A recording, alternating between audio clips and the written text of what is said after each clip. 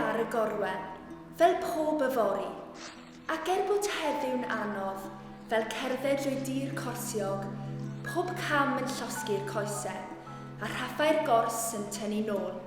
Mae'n hyfori obaith a thangnefedd, ac fyddwn ni'n goroesi'r gors, yn torri'n rhydd ac yn rasgamu'n rhwydd eto. Gweld haul yn codi calon, ac mae teimlo i'w res yn waw. Ni'n lwcus. Gweithaf y stormydd, y glaw a'r oerfel, fydd awr hael i wenu'n garedig, gan greu'r teimlad hynna o ymlacio a joio. Fel gwylio'n gwlad o chwarae rygbi neu pêl-droed. Ambell waith mae'n peri cryndod wrth ein rhewi a Sion, o wedyn dro arall yn ein deffro i'r profiad ffantastig o lwyddo. Stym melys heb y chwerw, a stym deall gwefr ennill heb brofi chwerder colli. Ond rhaid wrth dyn, wrth gydweithio a chyd chwarae, gyda'n gilydd i goncro pob her. I bob tîm llwyddiannus, y mae capten, i arwain ac ysbrydoli, i weld tu hwnt i boen o dyfyned at gwpan llawn o llwyddo. A'n braint fel Cristnogion yw caru'n cyddyn, helpu'n gilydd, cydweithio i droi'r chwerw yn felys. Y colli yn ennill, i fod gyda'r capten, yr arweinydd ac i chwarae'n rhan. Gyda'n gilydd fel un.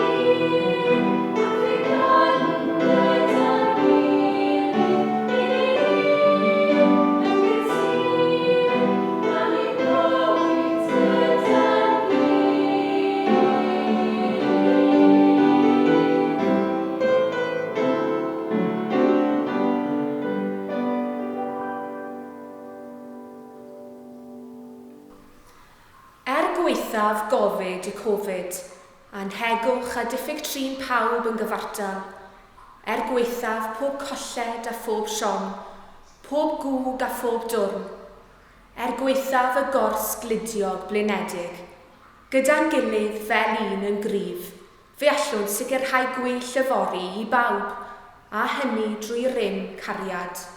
Mae cariad at gyddyn yn wen sy'n goleo'r byd. Mae cariad yn magu cariad ac yn arwain at lwyddo yn y pethau sy'n bwysig ac yn cyfri yn y pen draw. Mae cariad yn creu'r fomen sy'n tyfu'n gyfnod ac yn ymestyn ei wres i gynhesu pawb am oes. Mae'n fwy nag unrhyw hunanoldeb, yn drech nag unrhyw gasineb. Mae cariad yn tawelu pob gweiddi, yn rhwystro ymladd, yn trin pawb yn deg ac yn gyfartal. Mae ei rym yn y weithred ac nid yn y gair. Mae ei fawredd yn y gwneud ac nid yn y dweud. Fe all newid person a phobloedd, newid gwlad a newid byd. Mae'n rhoi, nid yn cymeryd, yn fwy na doethineb ac yn gryfach na bwled a bom. Ac mae cariad yn ein tynnu at ein gilydd a gwneud yn gryf fel un.